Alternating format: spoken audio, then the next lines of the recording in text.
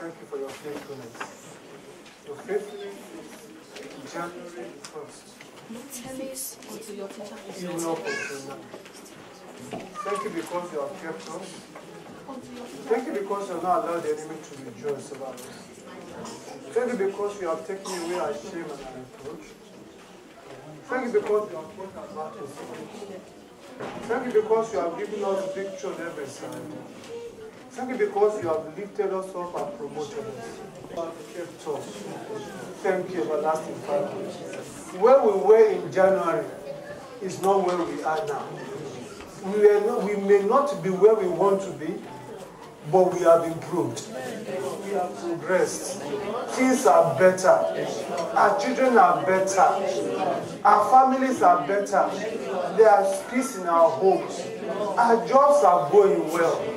Our businesses are okay. Our destinies are improving. Father, we say thank you.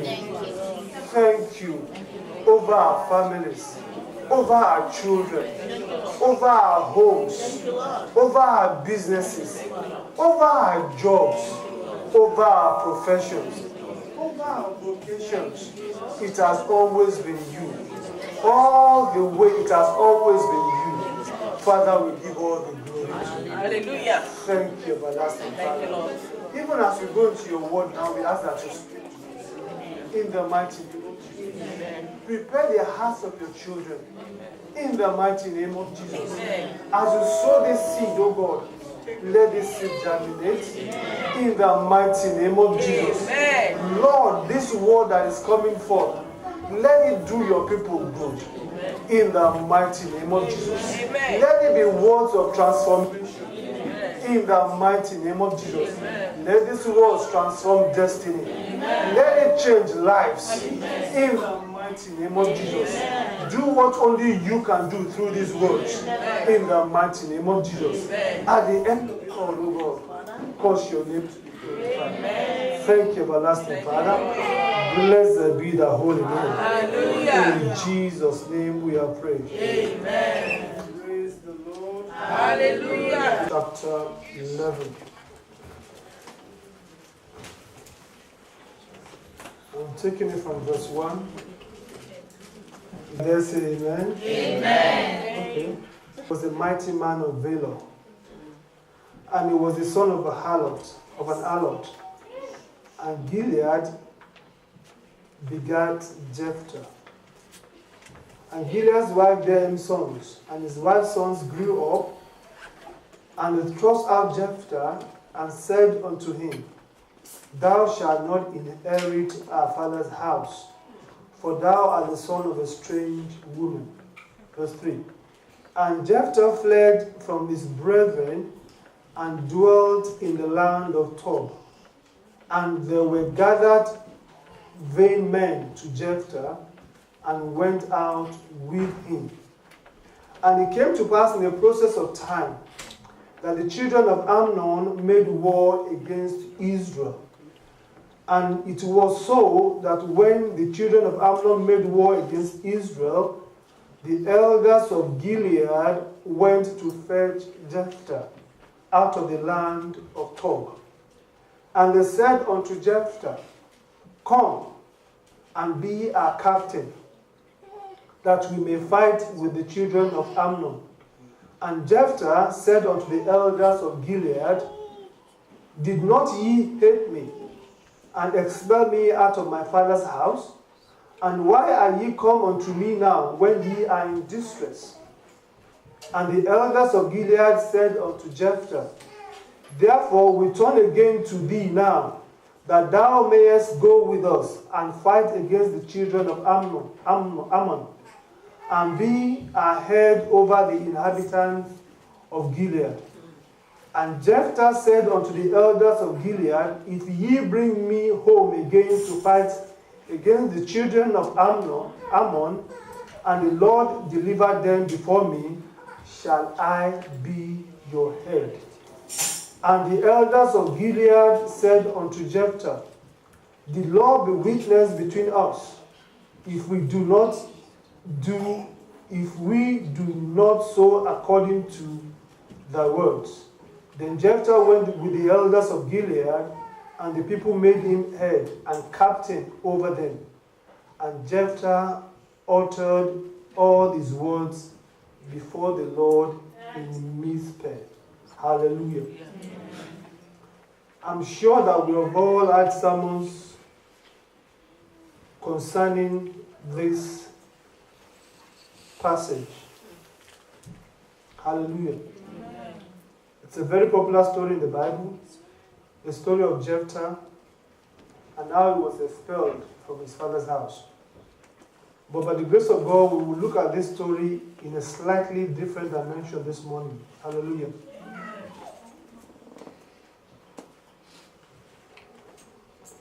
Personally, when I read the book of Judges, I find the whole of that book of Judges very depressing. Very depressing in the sense that it's the children of Israel throughout the book of Judges, they were going about in circles. In circles in the sense that they would go after other gods, and then because they go after other gods, God will raise a nation up to suppress them and take them as slaves, and then they will cry unto God for help, and then God will have mercy unto them. God will send a judge. God will raise a judge to deliver them, and when that judge delivers them, throughout the life of that judge, they will be obedient to God. As soon as that judge dies, they go and begin to worship other gods. And then the circle begins again. Then God will raise another nation to suppress them, and then they will cry unto God for mercy. God will have mercy, and then God will raise another judge to deliver them. That judge delivers them. Throughout the life of that judge, they will worship God. As soon as the judge dies, they go back and worship other gods. And then they will cry unto God. It's just a circle. You will not believe how many times that Israel worshipped other gods in the book of Judges. It's uncountable times. So personally, I find the book very depressing. That what kind of people are these people?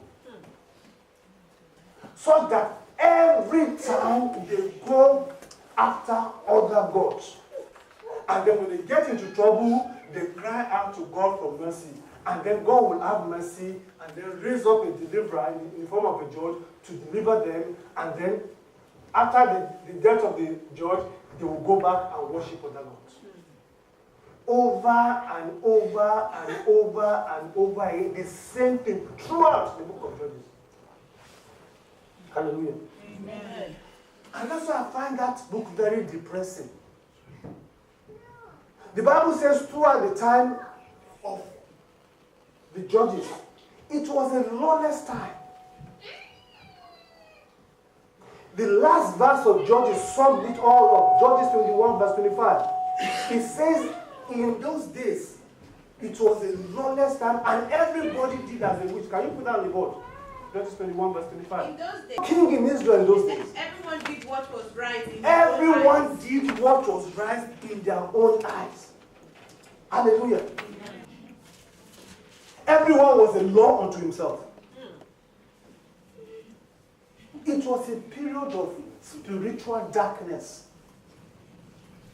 A period where everybody was a law unto himself. Nobody cared about the laws of God. Nobody worshiped God anymore. Hallelujah. So, but the only good thing about the book of Judges is that every time Israel worshipped other gods, every time they fornicated after other gods, God usually had mercy. Hallelujah. And I begin to tell myself, because I get so bored with these Israelite people. Now, what kind of people is it? What? If you really look at it, are we not like that? As a people, are we not like that? Every time we need something, we cry unto God. God have mercy. If only you would do this for me. And then God does it. And you know what? Immediately after God does it, you put something else in front of God. You prioritize something else. Maybe it's your work. Maybe it's your husband or wife. Maybe it's your family. You put something else before God. And then another problem comes. And then you cry to God, God, if only you will have mercy this time. And then God has mercy again. Then you are back to square one. You put something else before God. On Sunday, they said there's a shift here. And they didn't say you have to do the shift, but you just volunteer yourself. I will do the shift.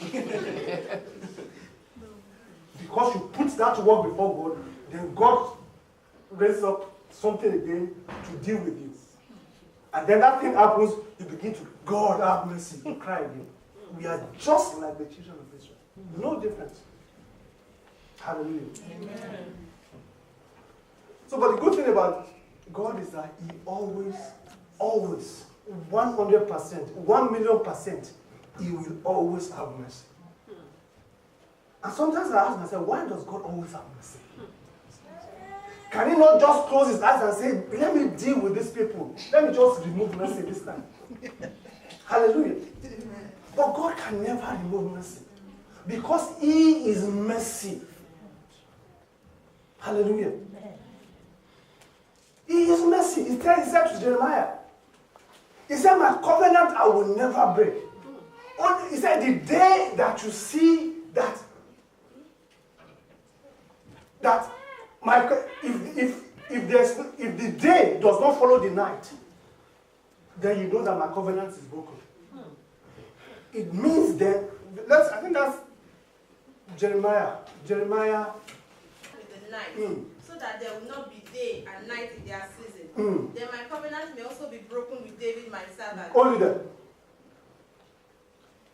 If you can break my covenant with the day, and my covenant with the night, such that there will be such that the day will not follow the night, then you know that my covenant can be broken. It means that when you wake up in the morning and you open your eyes and there is no light, there is no sunlight, it means the day has not followed the night. It then means that God is no longer God. Hallelujah. Amen. But as long as you open your eyes in the morning and there is daylight, God is still God. And therefore, He will always have mercy.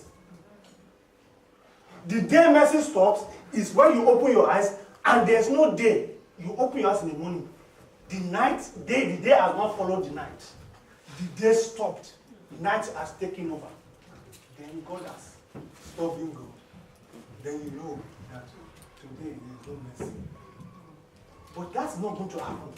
Because the day will always follow the night. Then my covenant may also be broken. That shall not.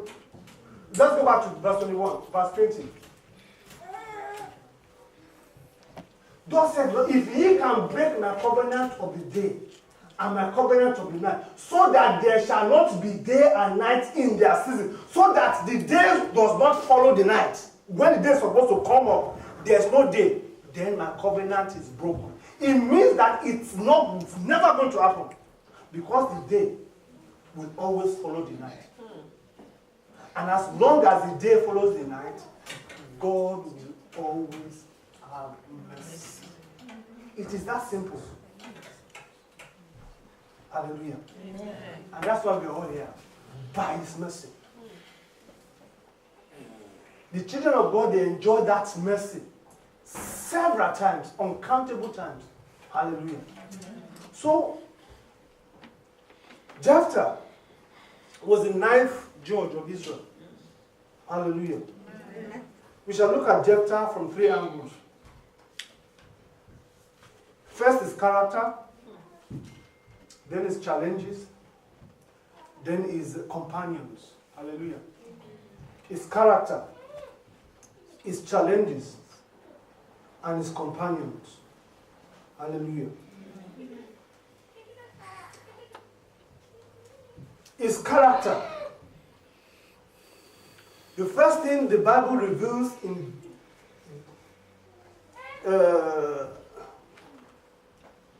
the verse that we read Verse 1 says, Jephthah was a mighty man of valor. Verse 1 of Judges 11 says, mighty man of valor. Mighty man there means that Jephthah was a great man of bravery. Valor means strength, ability, and efficiency. Jephthah had a character that was different from every other person, all his brothers. He was a man of bravery. He was a man of efficiency. He was a man of strength and ability. Hallelujah. His character stood him out. His character was different from every other person. Hallelujah. He was a brave man. He could put his head where everybody dare not go. He was that brave. Hallelujah. He was courageous and he was a powerful man. He was the kind of man who refused to back down. That was his kind of character. He had a force of character. Hallelujah. The name Jephthah means whom God has set free.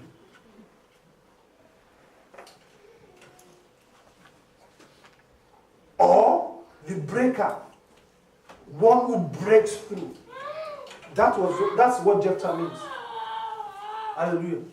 So he was a mighty man of valor, a brave man, a man of strength and ability. Hallelujah. Now going to his challenges. He had 3 challenges. Number 1, the circumstances of his birth. The circumstances of his birth.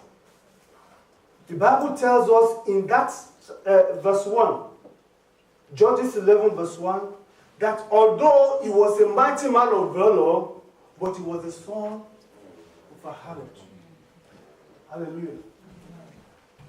He was the son of a harlot. Now, Jephthah the Gileadite was a mighty man of valor, and he was the son of a harlot. He was a brave man, but he was the son of a harlot. That was his first challenge. That was his first situation. The son of a harlot. Now, when I read that, the first thing that I begin to think about is Jephthah's mother was an harlot. Now, how did this harlot get pregnant? Because harlots are sex traders. They are masters in the art of sex. And if there's anything that an harlot knows how to avoid, it's pregnancy. I've never heard that an harlot got pregnant, a prostitute, because pregnancy is a barrier to their trade. The moment an harlot gets pregnant, it means the source of income has stopped. Hallelujah. Do you know that? Yes. So an harlot never gets pregnant. I've never heard it. A prostitute never gets pregnant. But this one got pregnant. Have you ever asked yourself why? How come? Because these people, they are masters in avoiding pregnancy. They sleep with countless men every day and they never get pregnant. Very crafty. I don't know how they do it, but they never get pregnant. I don't know how they do it, but they never get. Maybe they take pills. I don't. But in the time of Jephthah, there were no pills. Hallelujah. So they are crafty in the art of sex. They know what to do to avoid pregnancy. They never ever. But this one got pregnant. It just tells you that God had a hand in this one. Hallelujah. So this one got pregnant. Then imagine again, she got pregnant, and then she approached this man called Gilead. Mr. Gilead, I am pregnant. Now, imagine for a moment, this is a woman who people sleep with every day. Countless of people every day. How did she know that Mr. Gilead is responsible for that pregnancy? Is somebody here? Or maybe maybe this one is a regular for Mr. Gilead. Because some people have regulars. I don't know how they do it. But some people, when they get to the joint, they have their own customer there. The moment the customer say, that's it. Let's go. So maybe this one was a regular. Maybe she was not dealing with anybody else apart from Mr. Gilead. I don't know, but she came to Mr. Gilead and said, Mr. Gilead, I am pregnant. Hallelujah.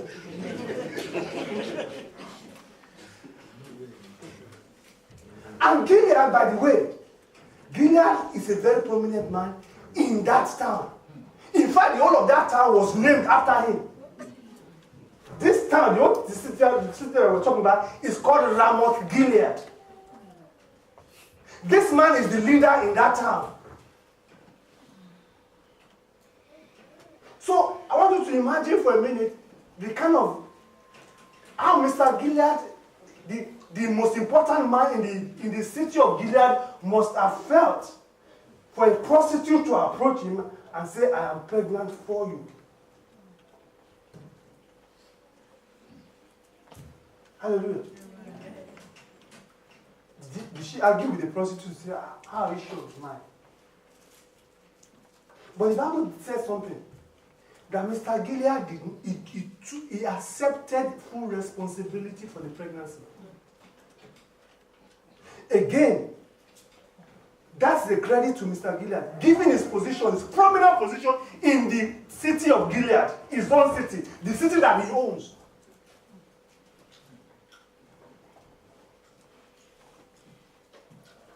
A lot of men in the shoes of Mr. Gilead would not have accepted the pregnancy.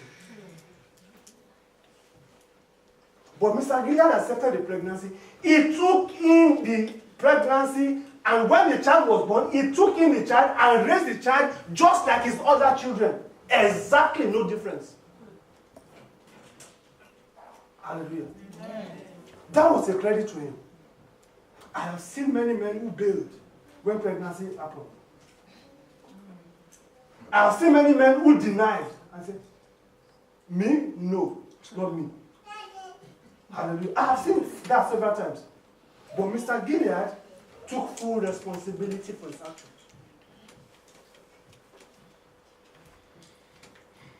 One lesson from there is, do we take responsibility for our actions? Hallelujah.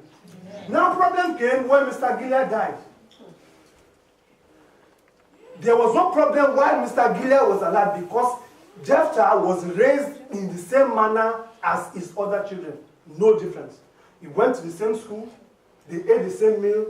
There was no, he raised Mr. just like his own children. No difference. But the moment he died, the other children ganged up against him. Hallelujah.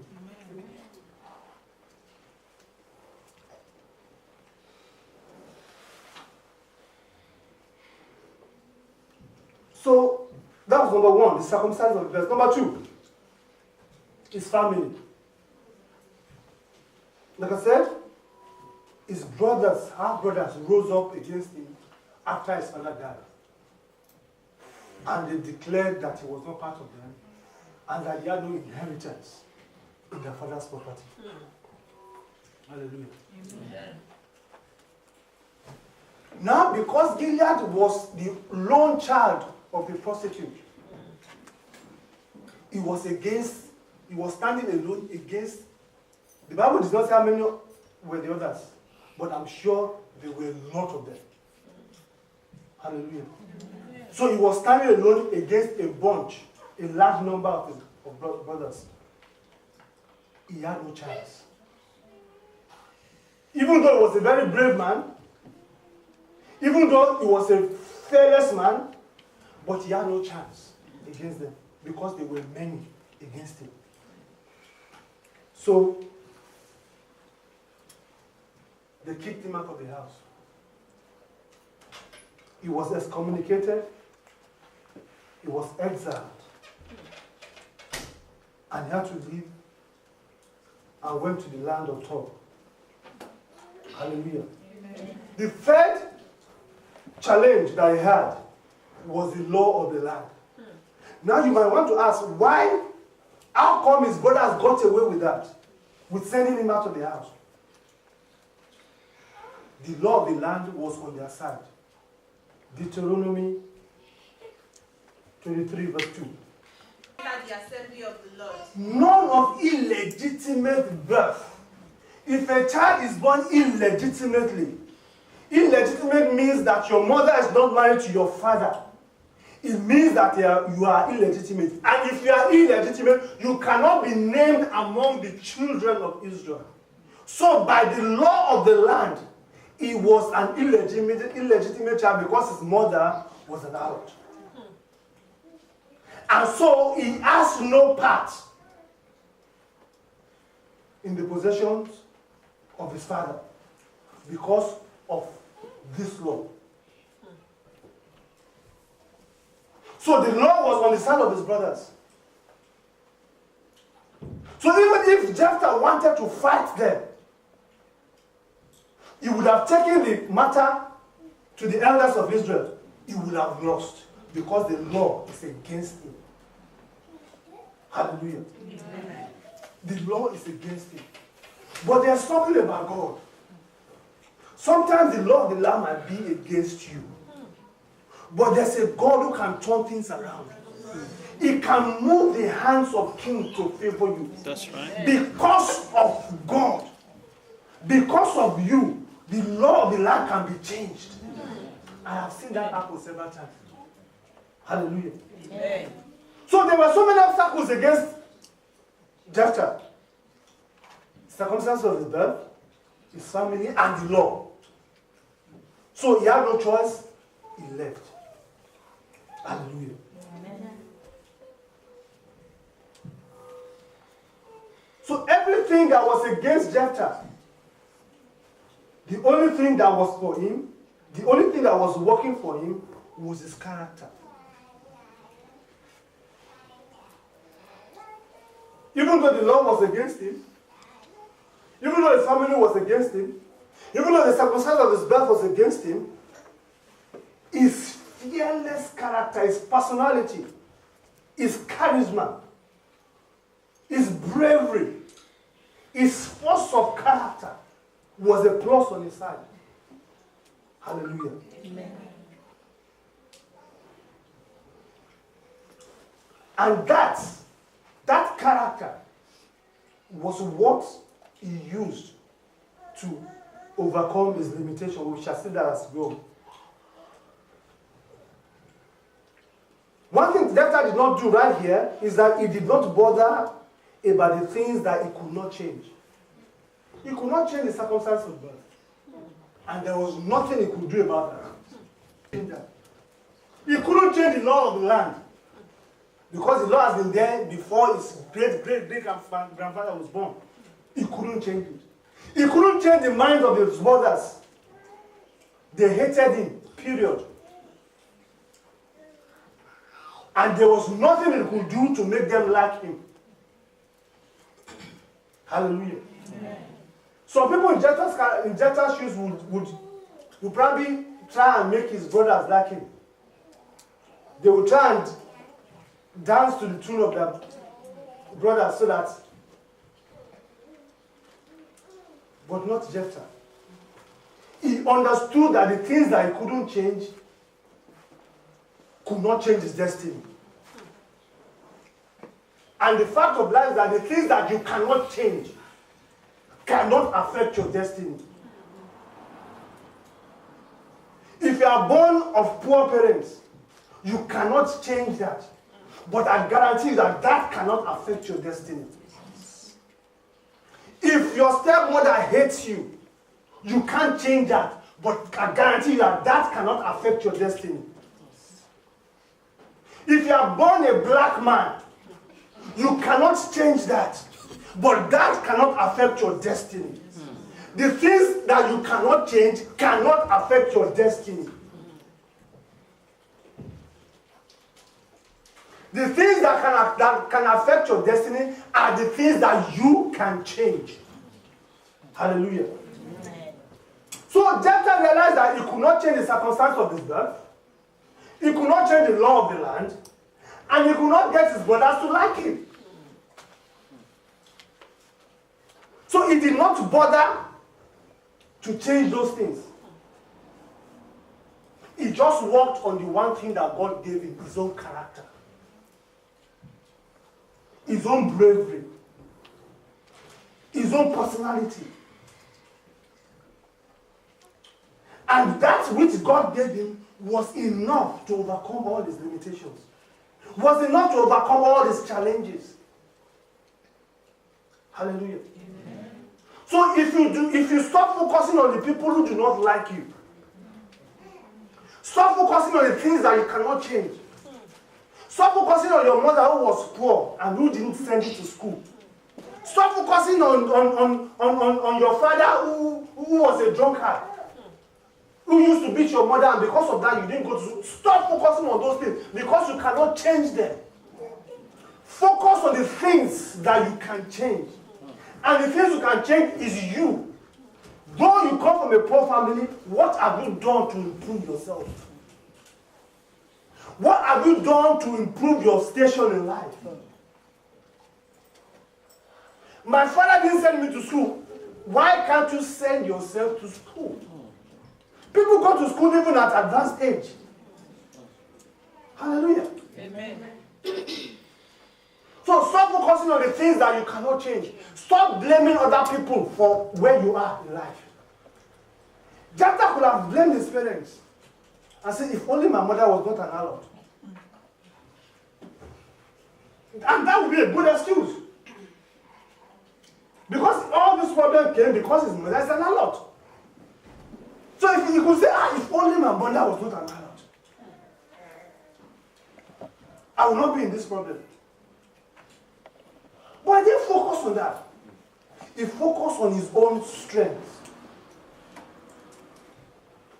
He removed his focus from his weaknesses and his challenges. He focused on his strength. Because God gave you something to overcome the limitations that surround you. There is something that you have. There is something that you have that you can use to overcome the limitations that surround you. And the Bible says, vain men gathered unto him. Vain. Vain men gathered unto him. Now, the phrase vain men refers to those who were unemployed, they were bankrupt, and they were empty. They were men like Jephthah who had situations in their lives, who were carrying problems in their lives, who had no hope that things will get better. They were vain men. And the Bible says vain men began to gather around him in the land of Tob. But because this man called Jephthah had leadership qualities, you see, you can take everything away from a man, but you can't take away his character. That's right. Because the character is who you are. Hallelujah. Amen. The character is who you are. They took away his father's house, his father's property. They took away everything. The law of the land was against him, but they cannot take away the person that he is. Then men began to gather unto Jephthah. And the Bible says he began to train up these vain men. These people who were bankrupt. These people who were kind of useless in the society. He began to train them up. And before you know it, they became an army. The same thing that David did. I don't know whether you remember the story of David. I think it's in 1 1 Samuel, I think 28, if I'm not mistaken. David as well.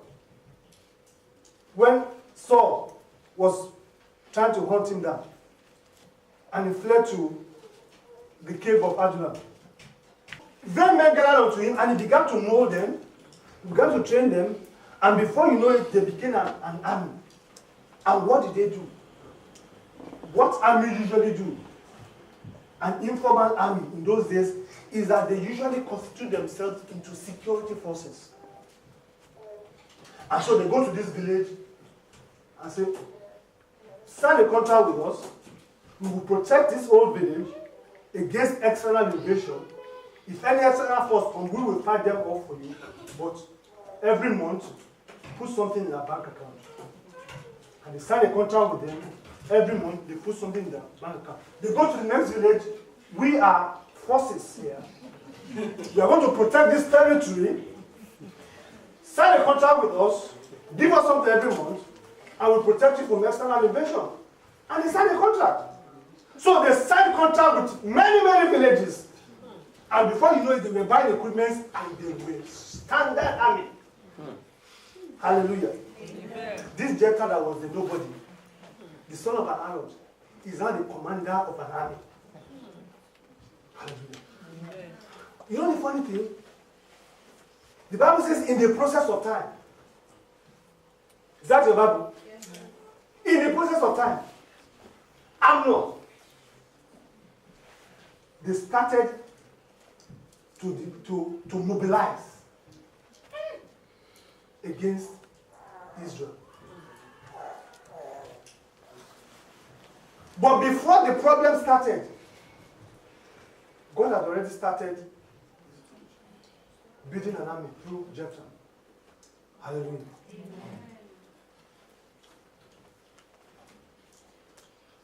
So, Jephthah gathered an army, equipped them, trained them, and then they become a formidable army in the whole of the territory.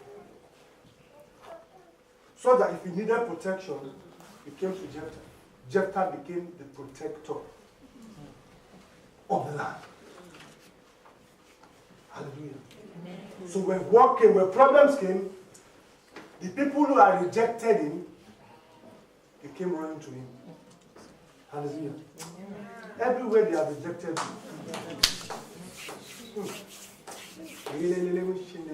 Everywhere they have closed the door in your face. Everywhere they have said to you, no way for you here. Everywhere the enemy has said there is no way for you. The same people that close the door in your face, they will come back knocking on your door. Amen. These people are the same people that sent Jephthah out. The Bible says when problems came to them, they came back to Jephthah. Your family members may have thought this one is a no good, you will never do good. And so they do not reckon with you. They may have looked at you and said, this one can never become somebody in life.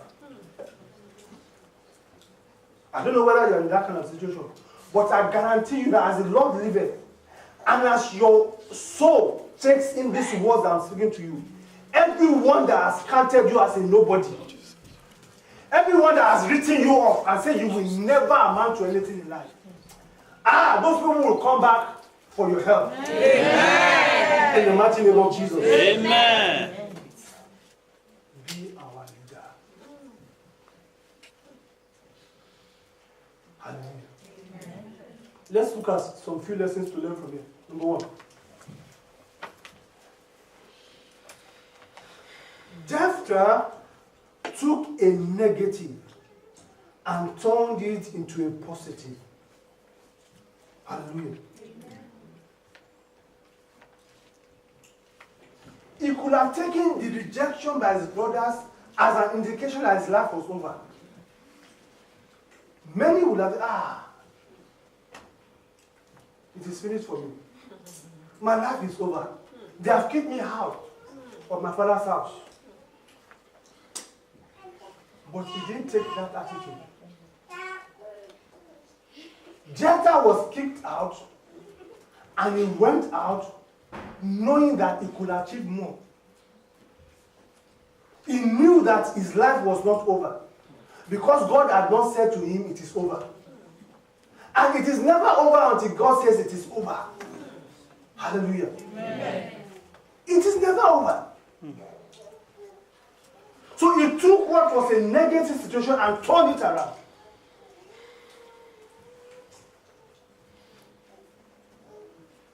He took the worst circumstance that could happen to a man. He took it and turned it around.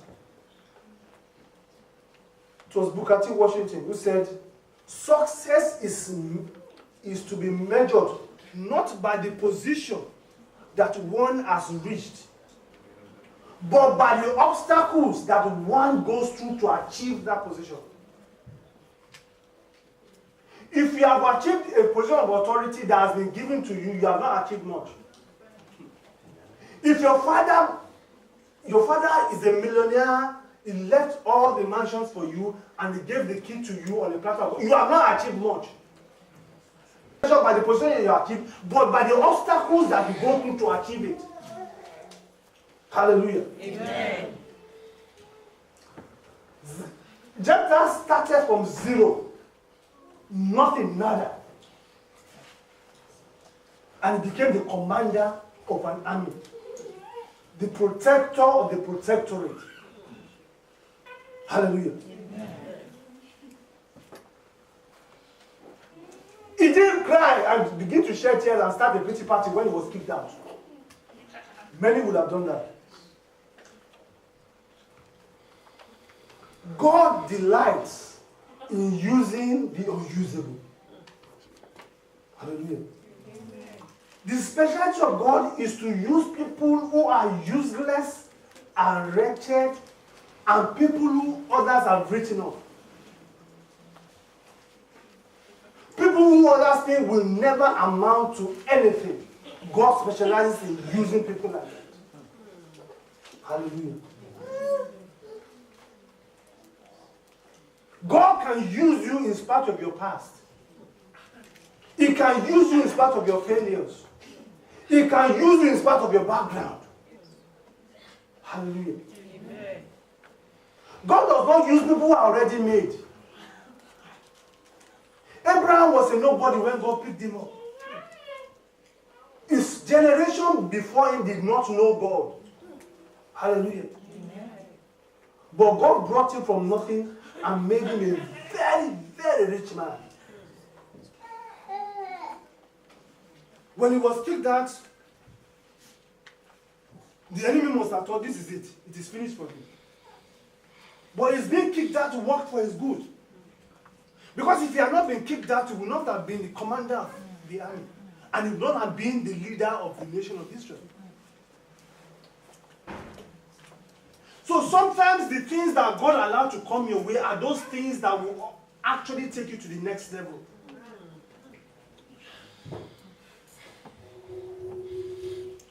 God allows certain things to come your way because he knows that those things are the things that will lift you.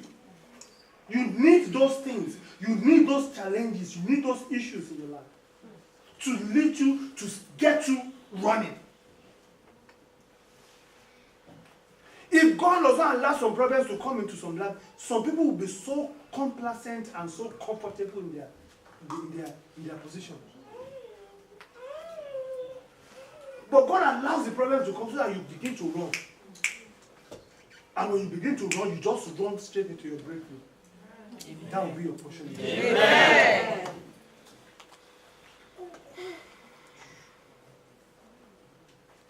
Number 3.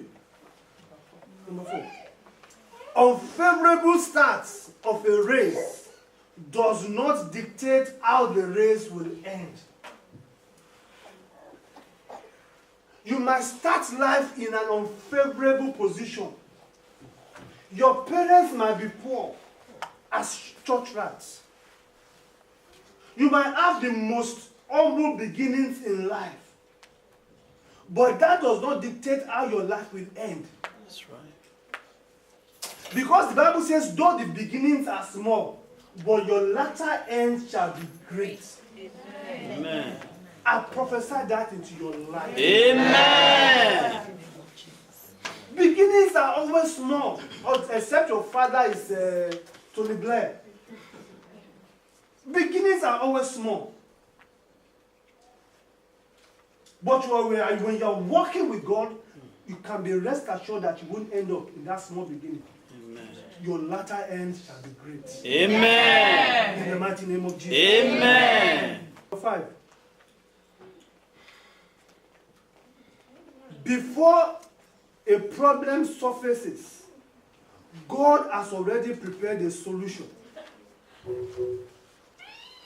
Before a problem surfaces, before the problem comes in your life, God, you can be rest assured that there is already a solution before the problem came.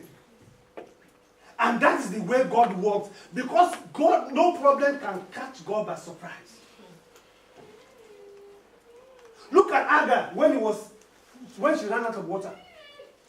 Before she ran out of water, there was a well there already. God did not create the well after she ran out of it. God doesn't work like that way. It is man that begins to look for solution when the problem comes. God prepares a solution before the problem comes. God will now turn your attention. That is the job right there. Apply for it. Hallelujah. Go to Judges chapter 10. The chapter before chapter 11 that we are reading right now. The people of Ammon gathered together and encamped in Gilead. The people of Ammon, they gathered together and encamped in Gilead, yes. And the children of Israel assembled together and encamped in Mizpah. Hallelujah, let's leave it there. It means that before Jephthah was kicked out at all, gathering to make war. At this time, Jephthah had not been kicked out. But the solution that would take Jephthah to elevate him was already building up before Jephthah was kicked out at all. So here is a God who is preparing the solution before the problem comes. He is not waiting for the problem to come, then begin to find solution. He is a God of order. Because he knows the beginning from the ending and the end from the beginning. Because you cannot even see the next minute. You wait for the problem to come. Say, oh God, have mercy. They go down. But God has already prepared the solution. He knew that the problem was coming, but he had already prepared the solution. So before he said, God have mercy, take the mercy, go.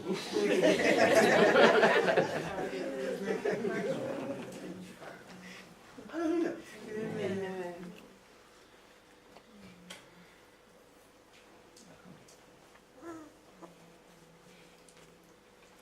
Number 4. Sorry, number 6. Is this 6? Blaming the past for your present situation does not make your future get better. Is that going to make your future get better? No. Jephthah could have blamed his Arnold mother. See, if only my mother was not an Arnold, I would have been in my father's house, enjoying my father's wealth. And his father was very rich, by the way. He is Gilead, the owner of the city of Ramoth Gilead. Hallelujah. Amen. But he didn't blame his past. He just got on with his life. Because he knew that in him, in himself, within him, he had everything to become what God wants him to be. And in you, you have everything to overcome every obstacle that comes your way. Amen. Right inside of you. Amen. Hallelujah. Amen. So the fact is that your past does not determine your future. Trials and tribulations can only do two things. They can make you either to be bitter or to be better. Some people choose to be bitter. They choose to blame everybody for their present predicament.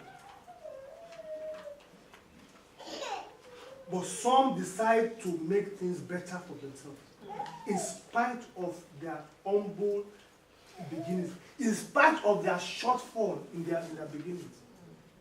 Most of us have shortfalls. We do not start from where the average people start. I am there. We do not start from where the average people start. We start from lower, where the average people start.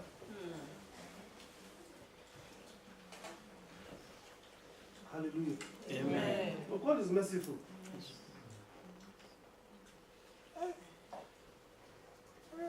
Number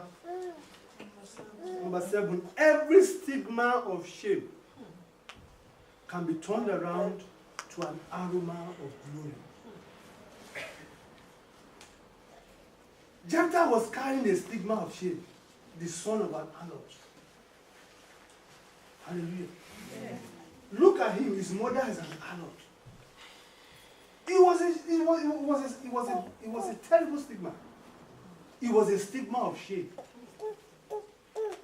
His mother is an harlot. He's a bastard. Illegitimate child. Hallelujah. Amen. In Nigeria, I know that the illegitimate child is usually a child that is not born by the father but by the mother. So the man says, you have brought an illegitimate child to my house. It means the woman has gone to have sex outside and then give it to the husband. That's the Nigerian situation, that's what it is. But in this situation, it was the mother, this child is the child of the father. But only that the mother was not married to the father. Hallelujah. Amen. It was still called illegitimate. According to the Jewish law, illegitimate because their parents were not married. The same situation with David. And that's why I wrote that even though in sin I was conceived, because his mother was not married to his father. Psalm 51. Yes. In sin my mother conceived me.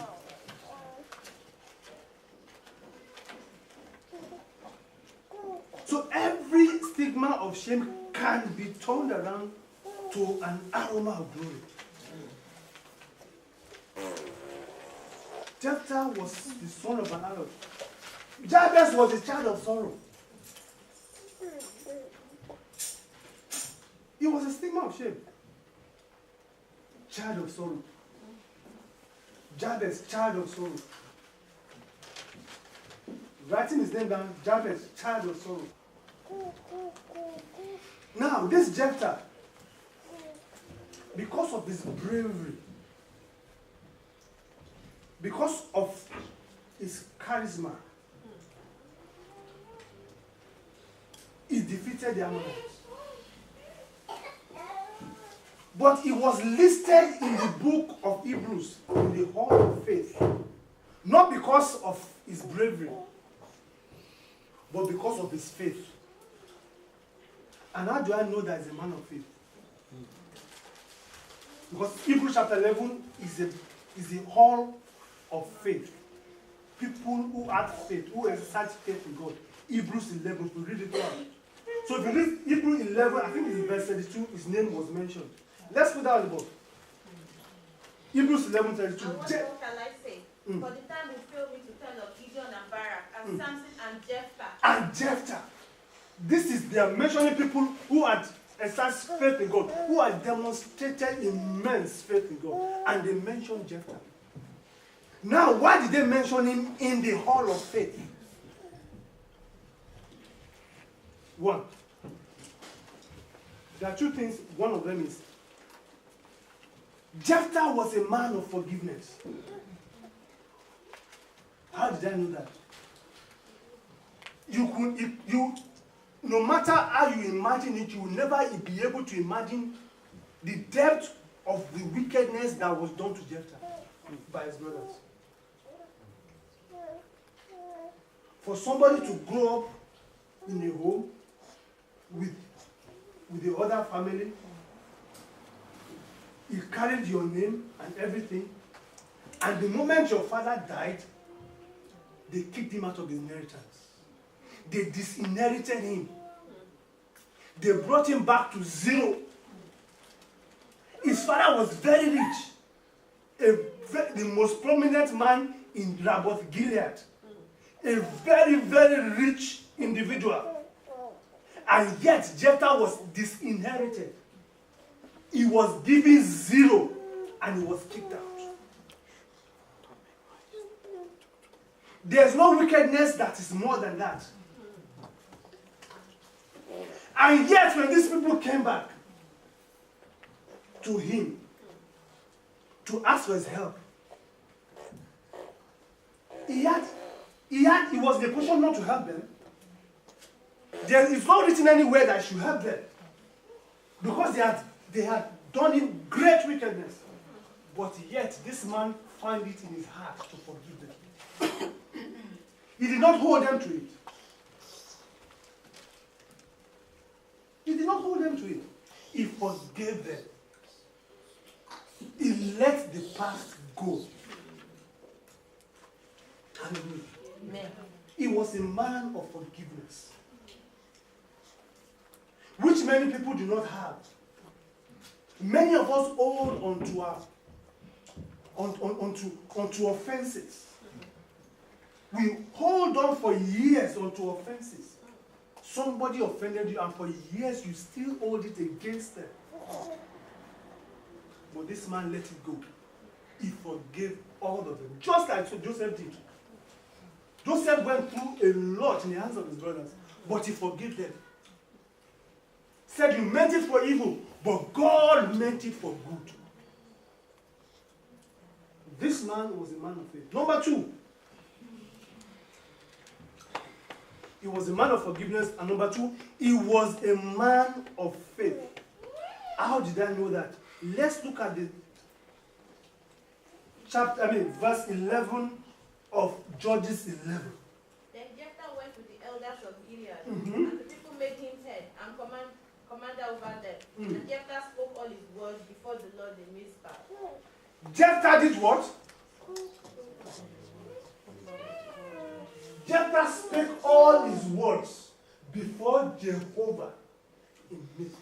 Before he went on that journey at all, before he went on the assignment at all, speaking all his words means that he prayed, spoke all his words before Jehovah. Speaking before God is he prayed before God before he embarked at all to follow them. The first thing is that he committed it all to God. Lord, I'm going here, go before me. He spake all his words before Jehovah, before he set out at all. At all. At all. The first thing is that he committed it to God. That is a man of faith. That's the man of faith. How many times have you left home and hurriedly just jump in the car because you have no time to pray? How many times have you rushed to the shop and then you put on your shoes, boss it to jump into the bus, no prayer. And then something happens at work. Somebody put you in trouble. And I said, God, why? Why what? Did you commit the day to God? What? Did you commit the day to God? No. This man, before he set out at all to follow them, he talked to God. That is the man of prayer. Hallelujah. Amen. Let's have that one.